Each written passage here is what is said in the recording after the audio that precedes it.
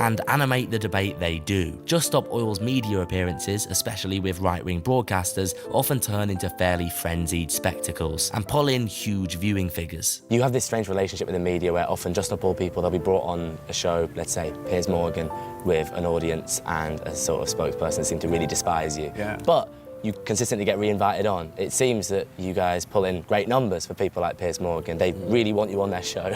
You really drive engagement, even if they hate you. Is it fair to say that that relationship is symbiotic?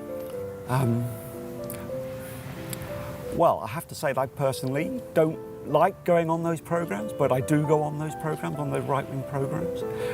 We're there to change public opinion. The government had made a commitment in the Paris Agreement to inform the public about the climate crisis. And they are not doing it. You would think everything was tickety-boo. So we take every opportunity that we can to tell the public how serious it is. But of course, our ultimate goal is to engage the government in making change.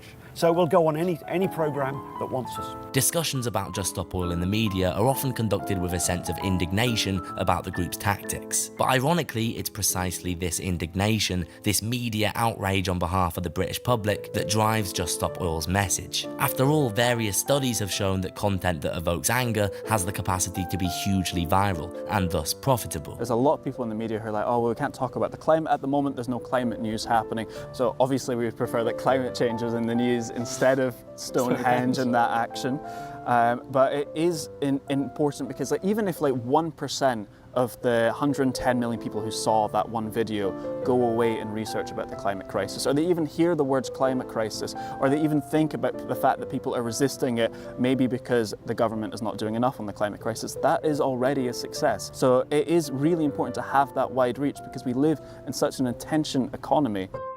Just Stop Oil have found themselves in an interesting position. The primary aim of their initial campaign has been backed by the new government, and yet one of their members has just received a historic 5-year prison sentence after being labelled a fanatic by the case's judge. A sentence that the UN Special Rapporteur on Environmental Defenders said set a dangerous precedent that should shock the conscience of any member of the public. It's immensely difficult to track the success of Just Stop Oil's campaigning, but they've undoubtedly reached millions with their message, and are now suffering grave legal consequences for their actions. If one thing is clear, it's that Just Stop Oil activists don't seem to care about being liked. The history of non-violent civil resistance is possibly always that the activists, those people trying to bring about change, they're nearly always unpopular. I mean, look, Martin Luther King, look at the suffragettes. This isn't the X factor. Public support would be nice, but women didn't get the vote by voting.